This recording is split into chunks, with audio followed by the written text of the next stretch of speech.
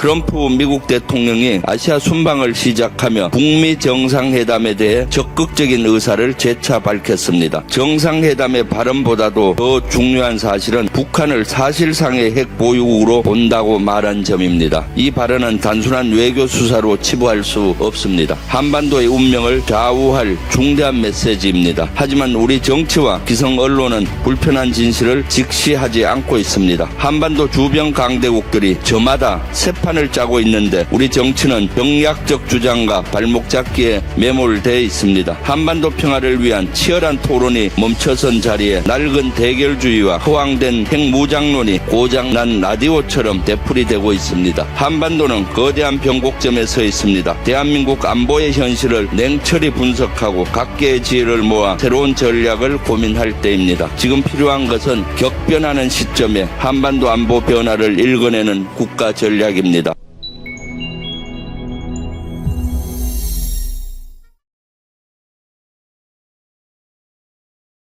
주불리의 손자병법, 주불리 민주당의 김병주 최고위원님 오셨습니다. 어서 오십시오. 네, 안녕하세요. 이제 국감 끝나가지요? 네, 이제 하루 남았습니다. 종합국감. 네. 바쁘신데 이렇게 와주셔서 네. 감사합니다. 네. 먼저 그것부터 좀 여쭤볼게요. 네. 트럼프가 계속 김정은이 만나려고 네.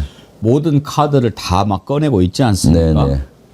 앞에 세 분 패널들한테 어떨 것 같냐라고 물어봤는데 세 분 패널 다 이번에는 아닐 것 같다라고 얘기를 해요. 네. 김병주 최고위원님은 어떨 것 같습니까? 저는 조금 더 만날 수 있을 것의 무게를 조금 더 둡니다. 저도 만날 거라고 지금 만날 것 같은데 어떤 점에서 그렇게 생각하십니까? 사실 뭐 트럼프 대통령이 러브콜을 계속했잖아요. 만나자고. 핵 보유국까지 인정하는 듯한 핵 발언을 하면서까지 이렇게 얘기했을 때는 김정은도 지난번에 핵 보유국을 인정하면 만나겠다 뭐 이런 얘기를 했잖아요. 그래서 그것은 레토릭으로 아마 김정은을 협상장으로 오게 하기 위한 그런 수식어가 아닌가 싶은데 저 정도 됐을 때 김정은이가 응하지 않는다면은 트럼프에 또 어떤 보복이 있을 수도 있잖아요. 예. 그러니까 자존심 상하가지고. 네, 대단히 제가 봤을 때는 고민을 하고 있을 거라고 보고요. 그렇지만 또 예단하기는 좀 이르죠. 저는 진짜로 이번에 꼭 만나야 된다라고 생각이 듭니다. 한반도 평화를 만들어 가기 위해서는 실제 트럼프가 지금 피스메이커 역할을 좀 해주고 이재명 대통령께서 옆에서 페이스메이커 하면서 솔루션 메이커가 돼야 된다라는 그러한 생각을 하고 있습니다. 지금 뭐 보면은 열심히 구애를 하지 않습니까? 네. 뭐 제재도 풀 수 있다, 핵 보유국 지위도 인정할 수 있다, 뭐 필요하면은 일정을 연장할 수도 있다 이렇게 하고 거기에다가 지금 보면은 일단은 그 정상회담 마치고 돌아가기 전에 오후 일정을 비워놨단 말이에요. 네. 거기에다가 한중 정상회담 장소를 원래는 경주의 박물관에서 하기로 했다가 지금 그쪽 가까운 군부대 그렇게 그 비행장 있는 데로 바꿨다고 그래요. 네. 거기에서 필요하면 마린원 헬기 타고 곧바로 날아가면 판문점까지 1시간이면 간다고 그러더라고요. 그렇죠. 네. 그래서 가기도 쉽고 또 만약에 늦어지면 거기에 전용기 대기했다가 곧바로 귀국할 수도 있고 이런 걸 보면은 일단 만날 가능성을 열어놓고 준비하는 거 아닌가 이렇게 보이죠. 아마 어느 정도 물밑에서는 조율이 조금 됐지 않았나 싶어요. 저는 그렇지 않고 트럼프 대통령이 그냥 단순히 아무 반응 없는데 저렇게 러브콜을 하면은 만약 안 받아들이면 체면이 말이 아니죠. 그렇기 때문에 판문점도 그런 준비 비우고 뭐 하는 준비 동향들이 읽혀지고 트럼프도 그렇게 하는 걸로 봐서는 뭔가 모종의 움직임이 있다라는 생각이 드는데 그건 또 기대가 또 많이 반영된 예측이라고 전 보여요. 우리는 좀 만나서 진짜로 꽉 막힌 한반도의 평화를 좀 물꼬를 터었으면 하는 그런 바람이 있죠. 트럼프가 우리에게 여러 가지 압박을 많이 하고 있는데 예. 그거라도 빨리 풀어서 했으면 좋겠어요. 지금 사실 윤석열 정권 때 극한 대립으로 가면서 모든 통신선도 단절이 돼버려서 예. 남북한은 진짜 어려운 국면이었고요. 이재명 정부 들어와서 겨우겨우 이제 신뢰를 하나하나 우리가 먼저 주도해서 쌓으려고 노력하고 있고, 요때 이제 트럼프 대통령의 거기에 김정은이가 하답하게 되면은 급물살을 탈 수가 있겠죠. 네.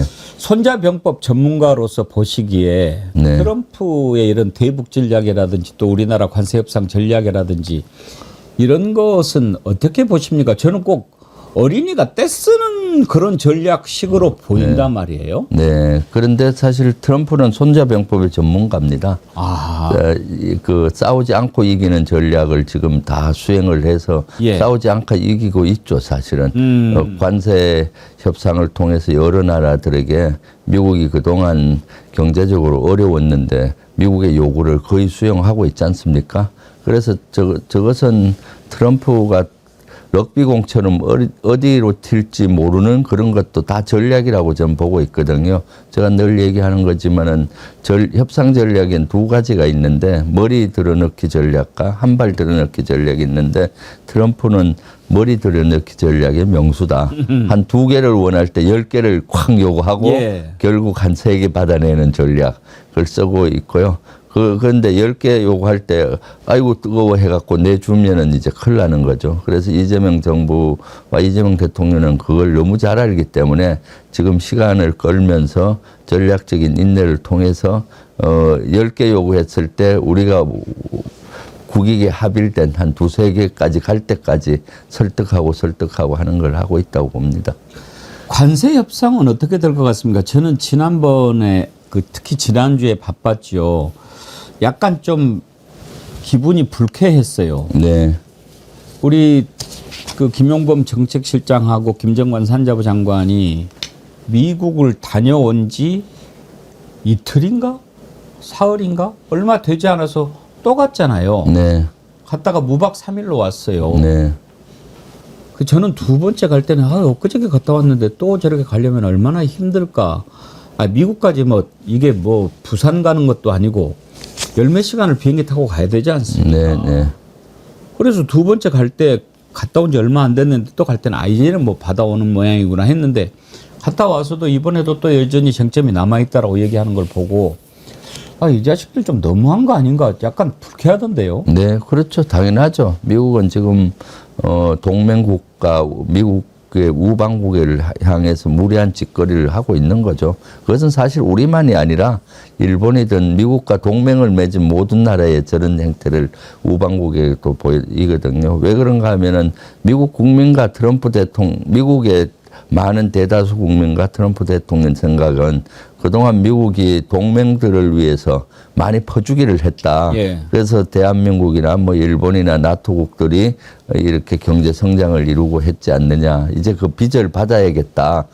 그 사이에 미국이 동맹국에 퍼주기 하고 하는 사이에 미국은 잘 못 살게 됐고 동맹국은 잘 살았으니까 동맹국들한테 이제 그 빚을 받아야 되겠다 하고 지금 호되게 지금 하고 있는 거거든요. 예. 그렇지만은 미국은 또 합리적인 나라입니다.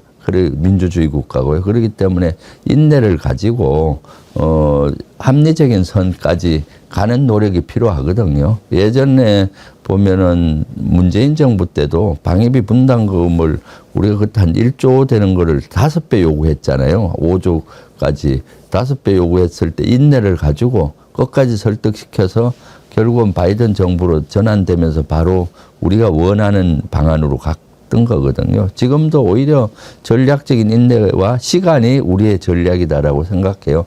윤석열 정권에서는 시간 내에 성과를 내려고 다 퍼주기를 했잖아요. 아마 윤석열 정권이 그대로 갔으면은 에이펙 때 막 성과 내려고 또 그전 내려고 미국의 의도를 그대로 받아들였을 거예요. 그렇지만은 이재명 대통령께서도 협상 타결이 늦어지는 것은 실패가 아니다.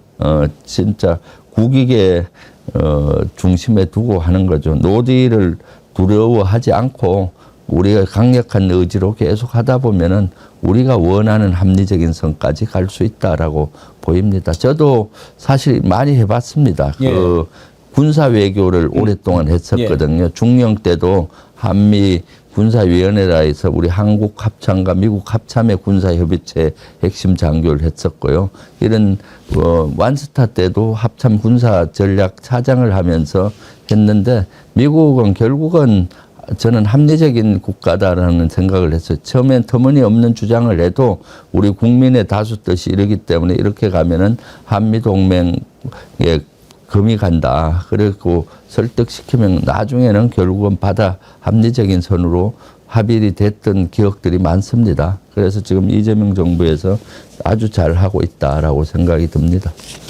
한 가지만 더 미국과 관련해서 여쭤보겠습니다. 이번에 이제 트럼프 방한을 앞두고 대사 대리를 바꿨지 않습니까? 네네. 케빈 김이라고 동아태평 네. 차관모인데 지난번 트럼프가 김정은 만날 때 역할을 했던 사람이 네. 이제 대사 대리로 왔습니다. 그건 좋은데 이 앞번에 조셉 윤 대사 대리. 네.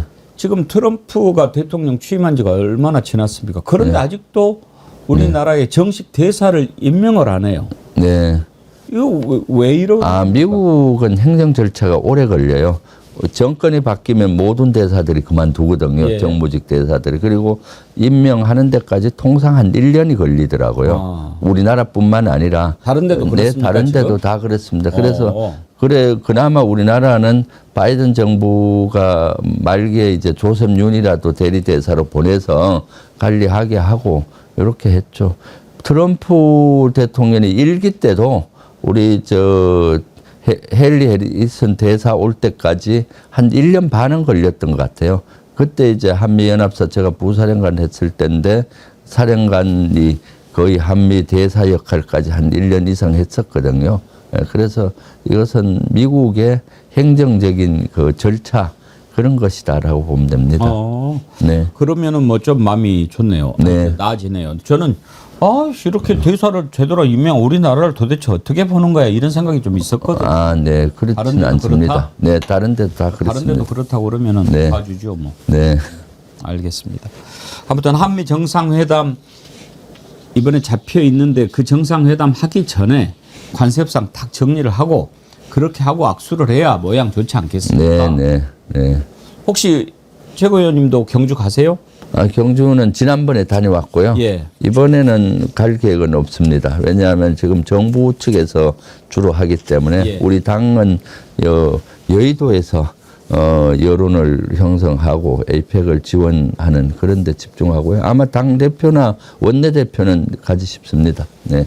최고 의원님 보시기에 이번 에이펙 정상회의가 한국에서 열리는 것은 우리나라로서는 어떤 의미가 있다고 봐야 됩니까? 대단한 의미가 있죠. 2005년도에 열리고 지금 두 번째 20년 만에 열리는데 2005년과 지금은 차이가 많아요. 그때만 해도 러시아 푸틴도 왔었고 러시아, 중국, 미국이 관계가 좋을 때였습니다. 자주 만나고. 지금은 미중 패권 전쟁이라든가 우크라이나 러시아 전쟁으로 인해서 강대국들이 거의 못 만나고 있어요. 그래서 세계는 자꾸 분열로 가고 있는데 지금 세계의 리더들이 다 모이지 않습니까? 예. 그렇기 때문에 시진핑 주석을 비롯해서 트럼프 대통령도 6년 만에 아마 만나는 걸로 알고 있는데 상당한 의미가 있죠. 그래서 세계 평화와 AI 시대를 맞이해서 경제적인 이런 어떤 경주선언이 나오리라고 봅니다. 그러면은 아주 세계의 평화나 세계의 협력 여기에도 기여하는 역사적인 분수령이 될 것이라고 보고요. 특히 지금 열리는 경우는 우리가 12.3 내란을 극복하고 대한민국이 민주주의를 회복하고 정상에 우뚝 세계의 선진국에 우뚝 섰다는 걸 다시 세계에 공표하기도 하고요. 예. 또 경주라는 데 특성이 있다고 봅니다. 경주는 천년 고도지 않습니까?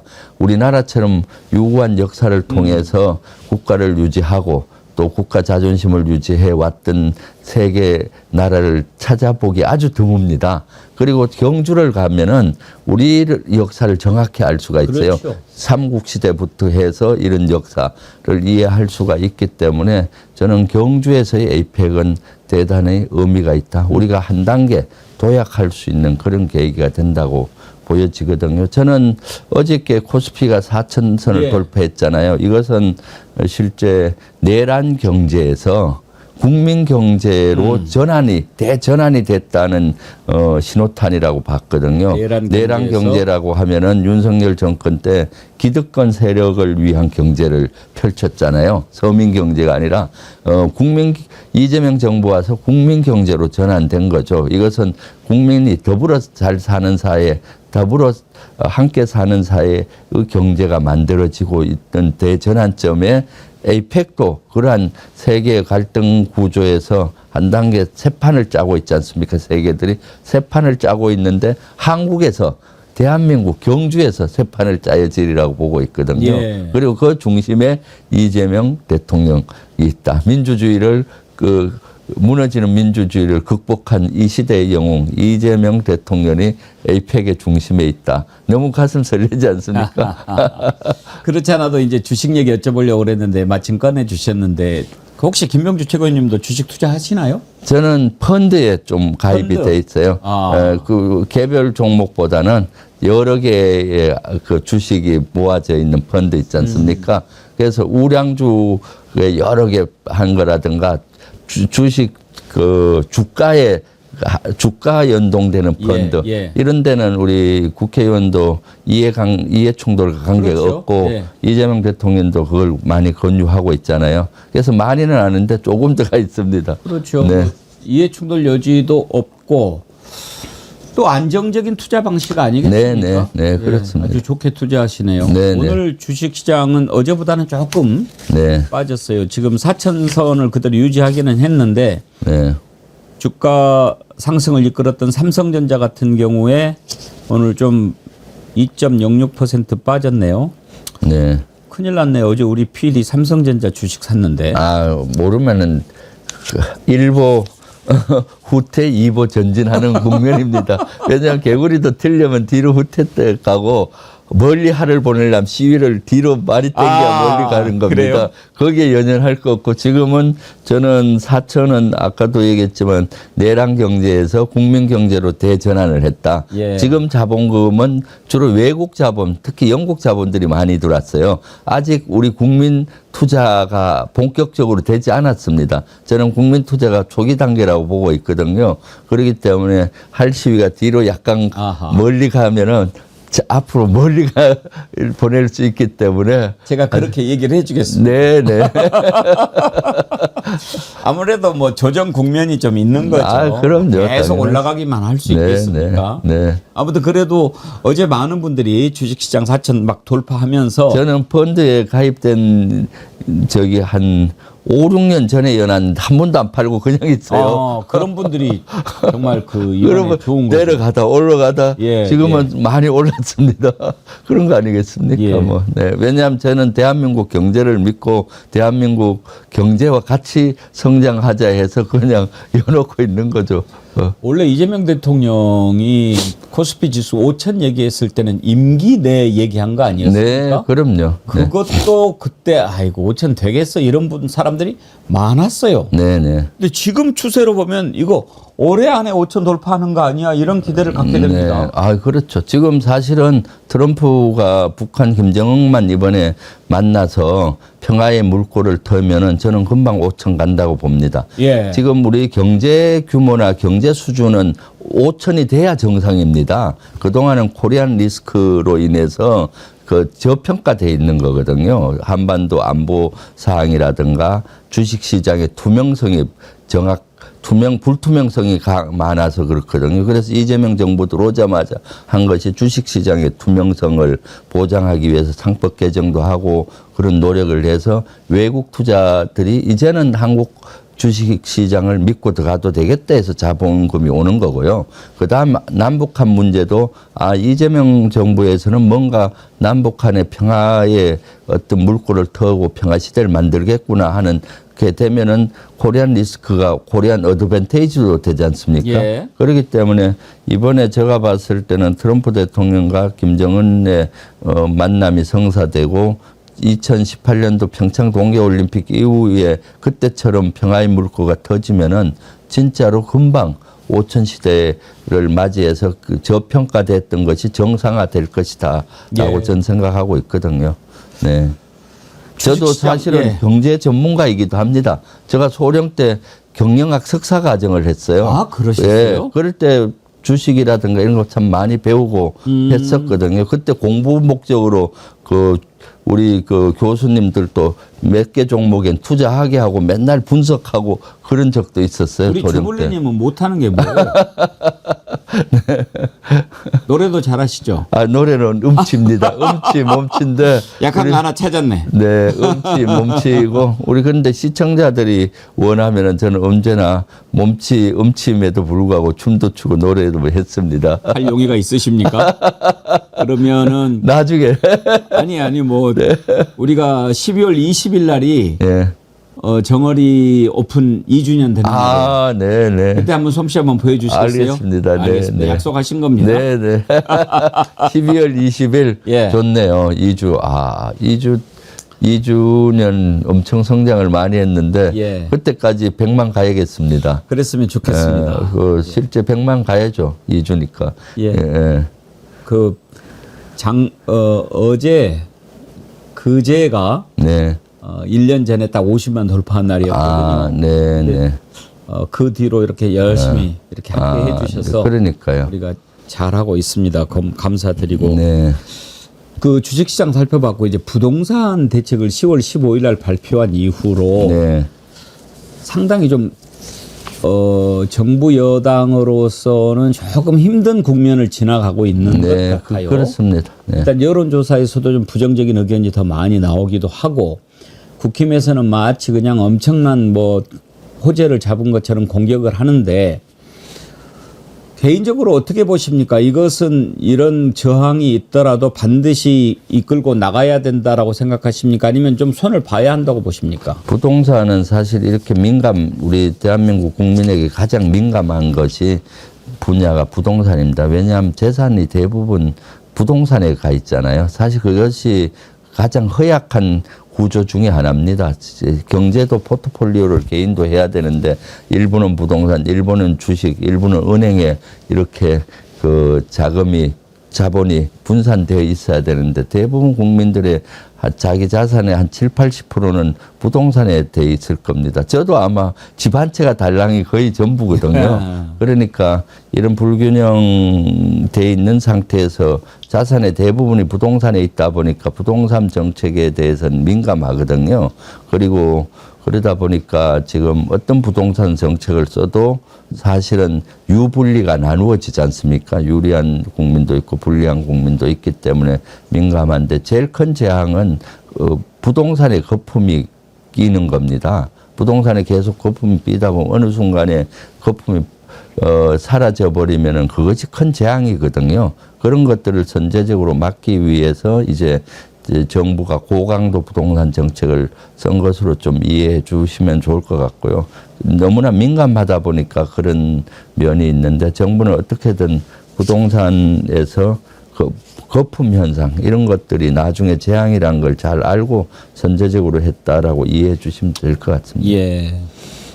참 어려운 문제예요. 그렇죠? 네네. 예. 더군다나 이제 그런 와중에 뭐 이상형 차관 쓸데없는 말 나오고 네. 이런 것들이 또 더 힘들게 만든 그럼요. 있었죠. 네. 이상형 차관 면직한 것은 잘했다고 평가하십니까? 네, 잘했죠. 왜냐하면 지금 부동산으로 민감하고 내 집 마련의 꿈을 갖고 있는 청년들 이런데 그런 말들이 좌절감을 주고 하지 않습니까? 그러면 책임을 져야 된다고 보고 있고요. 부동산에 대해서는 진짜로 말조심을 하면서 해야 된다고 봅니다. 저는 코스피가 4천을 돌파하고 한 5천 시대를 열면은 우리 국민들의 경제도 균형을 많이 유지할 거라고 봅니다. 그래서 포트폴리오가 적절히 돼서 주식에도 좀 투자하고 이렇게 돼야 되는데 지금은 너무 부동산에 편중돼 있는 것이 저는 큰 문제 중에 하나라고 보고요. 저부터 그렇게 돼 있거든요, 구조가. 그러니까 그런 것들을 이재명 정부 5년 동안 체질을 개선해야 된다. 경제 체질, 민생 체질을. 그래서 부동산에 몰려있던 돈이 실제 경제, 기업 이런 데 투자돼서 경제의 혈액이 돌아가고 예. 그렇게 되게 되면은 우리 대한민국 경제도 튼튼해지고 그 개인들의 삶도 튼튼해지는 거죠. 네.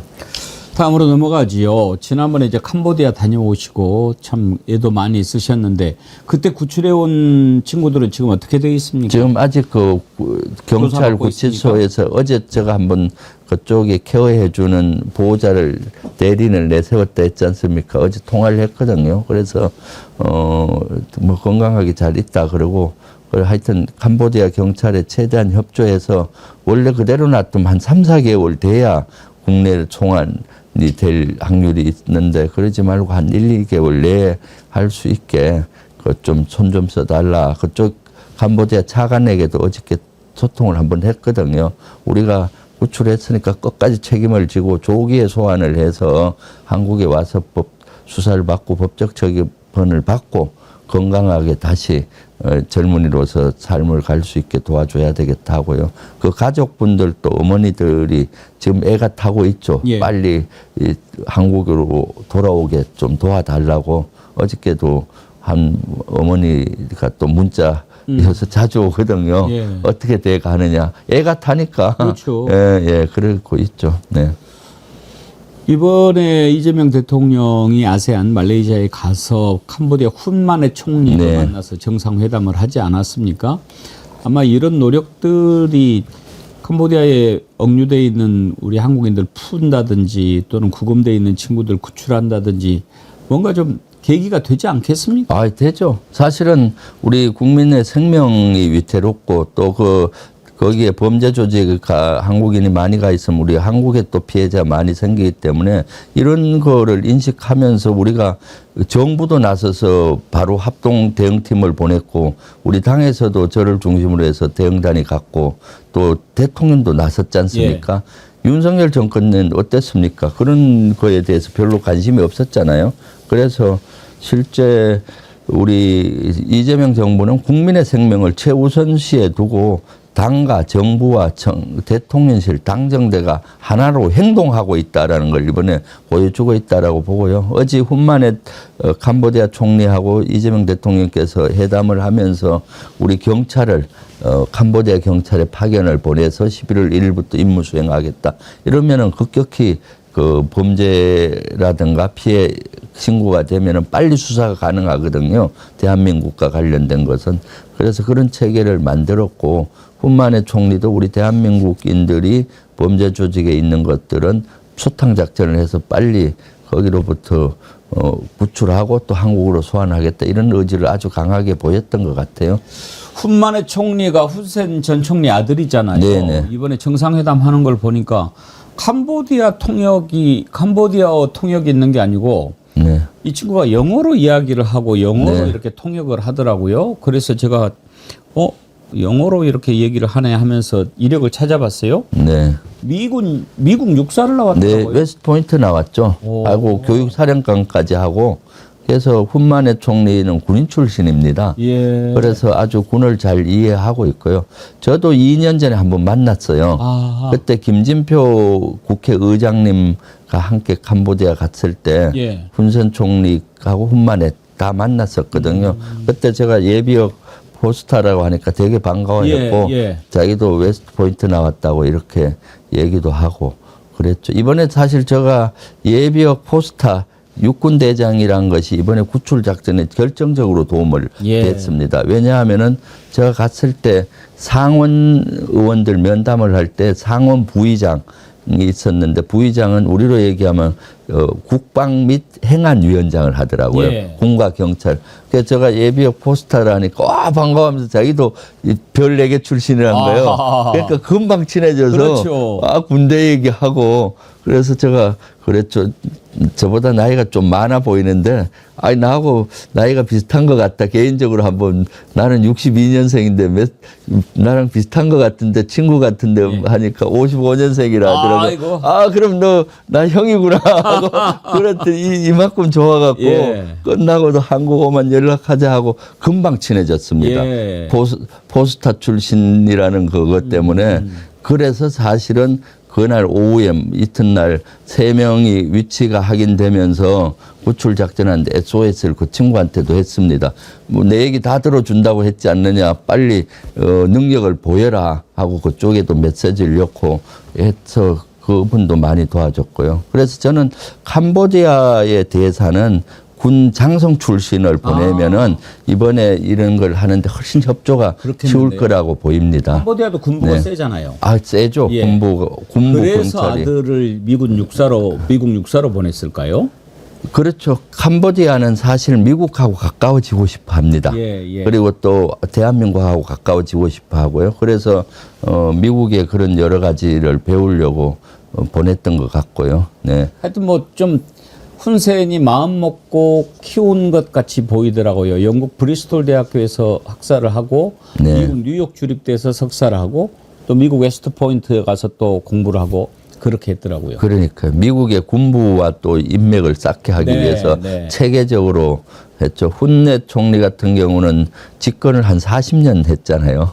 훈센. 네, 훈센 총리는. 그러니까 그 가운데 후계자로 아들을 그렇게 체계적으로 가르쳤던 걸로 보이고요. 군만의 총리 같은 경우는 이번에 제가 가서도 보니까 범죄 조직, 대규모 범죄 조직 소탕에 대한 의지가 강하더라고요. 그동안은 많이 못했는데 너무나 캄보디아의 이미지가 손상되니까 본인들도 정권의 운명이 달렸다고 보고 그걸 하려고 척결 의지를 보였고 이재명 대통령께서 정상회담을 통해서 그걸 요구했기 때문에 더욱더 그러한 의지를 해서 우리 대한민국 국민들을 빨리 범죄 조직에서 구하고 또 우리 더 이상 대한민국 내에서도 온라인 사기의 피해자가 생기지 않도록 이런 정부 노력이 아주 강하게 하고 있죠.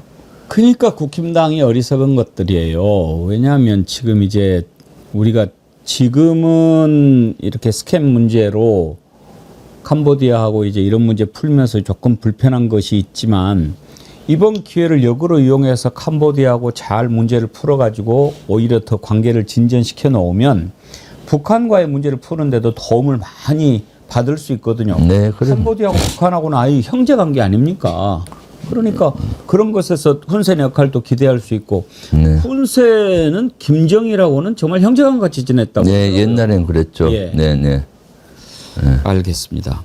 짧게 한두 가지만 더 여쭤보고 마치겠습니다. 지금 김병주 최고위원님이 민주당 방위산업특별위원장 맡고 계시잖아요. 네. 이번에 아덱스 서울국제항공우주 및 방위산업 전시회 아덱스 2025 행사 잘 마무리하셨다고 들었는데 주요 성과는 어떤 겁니까? 이번에 아주 방산 수출이 이재명 정부의 4대 방산 4대 강국을 가겠다는데 성과가 많았습니다. 한 35개 나라가 참가했고 600개 업체가 참가했거든요. 그래서 제가 그쪽에서 자료를 받아보니까 816건 그 수주 상담이 있었고 449억 달러 규모의 수주 상담을 했더라고요.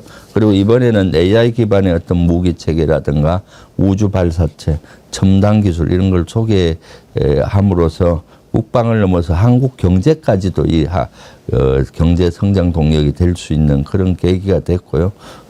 그래서 우리 방위산업 저희 당에서 산업 특별위원장을 제가 맡고 있는데 저도 가서 직접 하고 위원들도 많이 가서 격려도 해주고 그렇게 했습니다. 네. 잘하셨습니다. 네. GTX-G? 네. GTX-G 국가철도망 계획. 네. 이거는 뭐예요? 이거는 이제 경기도 GTX-G가 경기 동북부하고 서남부를 연결하는 노선인데 예를 들어 인천에서 거쳐서 강명, 사당, 논영, 구리 저희 있는 남양주 별내를 경유해서 의정부 포천 가는 겁니다. 사실 경기도에서는 가장 당면 문제가 교통 문제입니다. 가장 빠르고 쾌적한 출퇴근이 돼야 되는 건데 그렇지 않고 있고 경기도 내에서도 소통이 잘 안 돼서 시군을 연결해서 경제의 혈맹을 뚫는 것이 중요하기 때문에 GTX-G에 대한 어저께 세미나를 제가 이 지역과 관련된 분들과 주최를 했었거든요. 그래서 GTX-G를 빨리 좀 하려고 하고 있죠. 이것이 심각한 이유가 OECD 국가들 같은 경우는 대부분이 아침 출퇴근이 평균 27분에서 28분이에요. 예. 30분 내 출퇴근을 하는 거고요. 서울에 계시는 분들은 서울 시내에서 출퇴근하기 때문에 한 35분 정도 걸리는데 경기도 분들은 주로 서울로 출퇴근할 때 1시간보다 더 많이 걸려요. 65분에서 67분이 걸립니다. 사실 정상적으로 하려면 30분 내 쾌적하고 빠르게 출퇴근이 보장이 돼야 되는데 그 한 방법이 GTX거든요. 그래서 제가 경기도 전역에 대한 이런 것들을 분석을 해서 빨리 지금 제도권 국회에서도 이런 걸 뒷받침하려고 노력하고 있고요. 네. 국정감사에 또 캄보디아의 경기도 지역 네. 일에 참 정말 대단하십니다. 네. 네.